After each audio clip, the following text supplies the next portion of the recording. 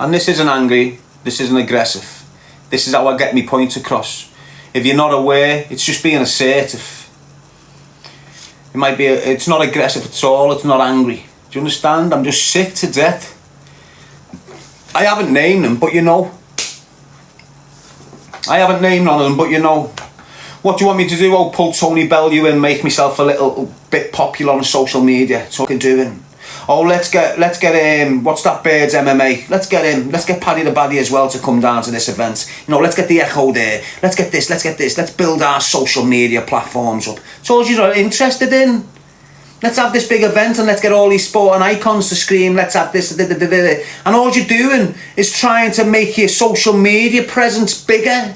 You're not even trying to get on the street and encourage that kid to go into that college or encourage that kid to get himself back into education. You're not even doing none of that.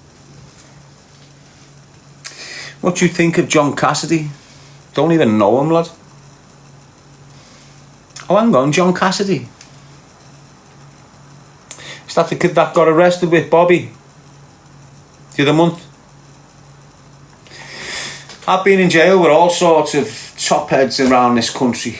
And I was in jail years ago in Strangeways and I bumped into this kid, Bobby Tefeal, Asian kid. He's about 5 years older than me. But he used to work with Colin Smith, Bobby.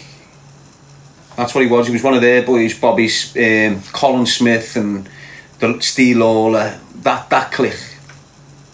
Bobby Tefeal. His name's not Bobby. That's his English. That's what the Scousers know him as, Bobby. Bobby Tefeal. I was in jail with him, training with him, eating with him. So he was a boss kid. Whilst I was in Manchester, he was a boss kid, mate. And then I seen him later on in Loudon Grange. He was a decent kid, lad. And we had them conversations. He's never going to graft again. He's going to get out. He's just going to love his family and get away from it all. And I've had loads of these conversations with loads of people, you know, in prison. And whilst I've been out of prison, honest to God, it's like my little path lets me know that he's fucked up and you still haven't, Darren. Bam, bam, bam, bam. So what I'm witnessing, mate, and this is the truth, what I'm witnessing is people I've been in custody with and had the grown up chat with that this is no good, this is a stupid man's game, this prison.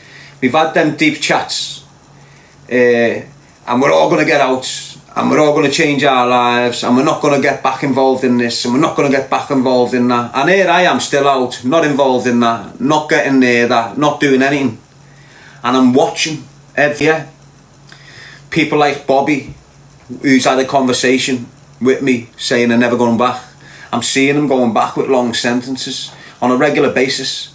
And all that does is reinstill my desire to remain free and complete what I've set out to do, which is become a law-abiding citizen. It's mad, innit, because my mind is I'm not a fully fledged law-abiding citizen until I've been free from custody for 10 years straight. And that's what's in my mind, and that's, you know, once I've reached the 10-year mark from out of custody, then I'll start considering myself one of yous. Do you understand what I mean? Someone over there, someone in the good life. I won't consider myself someone in the bad life. Like now I'm a little bit, I'm still there, but I'm still there. Do you understand?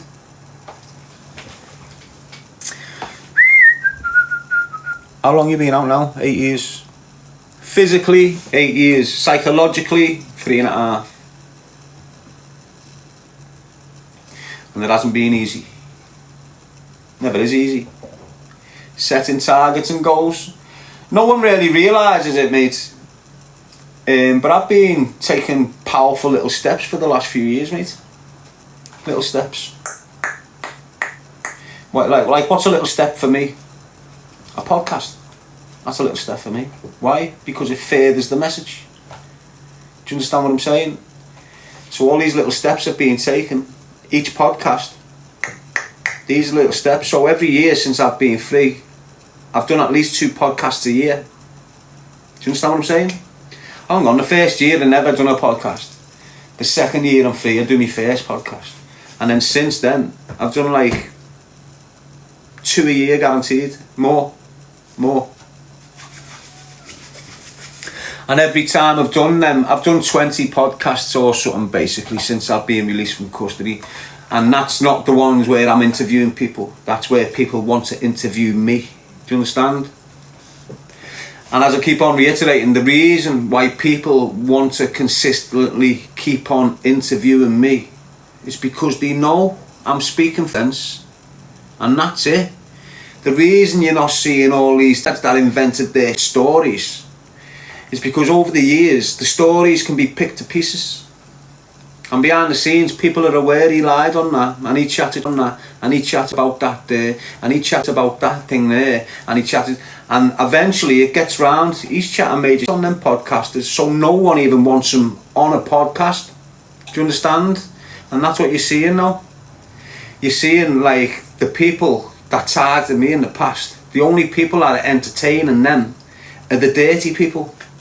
You know, the real people in the area concerned aren't even engaging with them. It's only the dirty little scumbags that was engaging with them at the beginning of it all that still engages with them. You know, you're meant to get into this, into the podcasting world, and what you're meant to do is, like, mix in there. You know, just like, don't try and monopolise. You're meant to just get in there and live amongst everyone and you know, do what you're meant to do. You're like a pack of journalists. When you're a proper podcaster, you're like a pack of, you do your research, you lay out your content, you time frame your content, where you're going to do, and all this, man, like being a journalist. But then you've got a gang of criminals that's just tapped into social media as a way of, you know, building their egoism up. And there's loads of them. And who's that baldy-headed fella who does that in Rise of the Foot Soldiers? Who's he? He's just a head, mate. Complete knobhead. And that's why you've got knobheads like him entertaining Herbie. You know, it's all the same dirty clique of knobheads. Do you understand what I mean?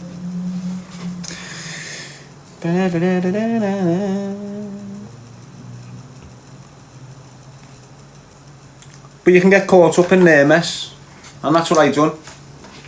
So basically I've landed in this area of podcasting, and everyone else that's landed in that same area of podcasting before me has always gone along the line, in the sense of when you do when you first tap into them podcasters with them people, they start wanting you to do and go a certain way with what you're doing next, and all of them do it, and the first thing they tell you to do is set your own podcast up.